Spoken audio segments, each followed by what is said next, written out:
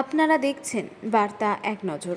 হুগলির আরামবাগে 5 জায়গায় ইডি শেয়ার বাজারের টাকা খাটিয়ে লভ্যাংশ দেওয়ার নামে কোটি কোটি টাকার প্রতারণা। হুগলি জেলার আরামবাগে একযোগে 5 জায়গায় ইডি অভিযান। আরামবাগের LFS ব্রোকিং নামে একটি শেয়ার ব্রোকিং সংস্থার মূল কর্ণধার জিয়াজুর রহমানের আরামবাগের রিসর্ট সহ দিলীপ মাইতি, সাহিল শেখ, অলোক কুণ্ডু এবং সৌরভ অধিকারীর বাড়িতে হানা দেয় ইডি 5টি দল।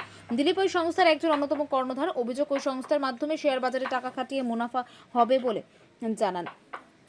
ওই সংস্থার মাধ্যমে শেয়ার বাজারে টাকা খাটিয়ে মুনাফা দেওয়া হবে বলে বহু মানুষের টাকা নিয়ে প্রতারিত করা হয়। যারা মুনাফার জন্য টাকা জমা করে দিয়েছিলেন তারা টাকা ফেরত পাননি। আরামবাগের এই সংস্থার অফিসের 5 তলা থেকে এক ব্যক্তি নিচে পড়ে মারা যান। বেশ কিছুদিন আগে সেই মৃত্যু রহস্যজনক ছিল বলে অভিযোগ। দিলীপ সহ 4 জনকে বাড়িতে জিজ্ঞাসাবাদ ও তল্লাশি চালালে ইডির আধিকারিকেরা আরামবাগের ওই সংস্থাটির অফিসটিকে অনেকদিন আগেই সিল করে দেওয়া হয়। সকালে ইডির গাড়ি কেন্দ্রীয় বাহিনী দেখে চাঞ্চল্য ছড়ায় ওই এলাকাবাসীর মধ্যে। প্রসঙ্গত, LFS এ টাকা রেখে বহু মানুষ প্রতারিত হয়েছেন। তাদের অনেকে বিভিন্ন থানায় অভিযোগ দায়ের করেছেন। সংস্থার প্রধান কর্ণধার জিয়াজুর রহমান কটকে গ্রেপ্তার হয়েছিল বছর 3 আগে। সেই মামলাটি তদন্ত করছে এনফোর্সমেন্ট ডিরেক্টর। ঠিক আছে।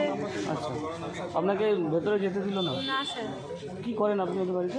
ওদের ঘরে ঠাকুরের কাজ করি, রান্না করি, মানে ঘরে টুকটাক কাজ করি। বাড়িতে কি পুলিশ আছে? পুলিশটা দেখিনি স্যার। বাইরে আছে? বাইরে, হ্যাঁ বাইরে আছে। পুলিশ বাইরে আছে? আচ্ছা, আপনার নাম? সুমনা পণ্ডিত। আমি দেখছি যে এখানে দিলীপ মাইতি থাকতেন বিবেকানন্দ পল্লী আমাদের। তা উনি এখন ওনার এখন মানে বাইরের পুলিশ এসেছে,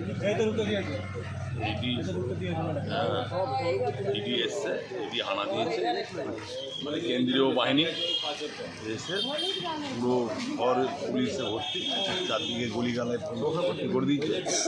বিবেকানন্দ পল্লী এখন যে পুলিশে ভর্তি হয়ে গেছে, চারদিকে হানা দিচ্ছে।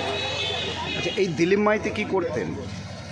ও হচ্ছে জিয়ার হচ্ছে মল কমিউনিটির হচ্ছে, ও হচ্ছে লাইসেন্সদারি, ওর নামই লাইসেন্সে জিয়া ব্যবসা করে। জিয়াউর রহমান। জিয়াউর রহমান। আপনার নাম দাদা? আমার নাম সেলি। এই জায়গাটার নাম? বিবেকানন্দ পল্লী।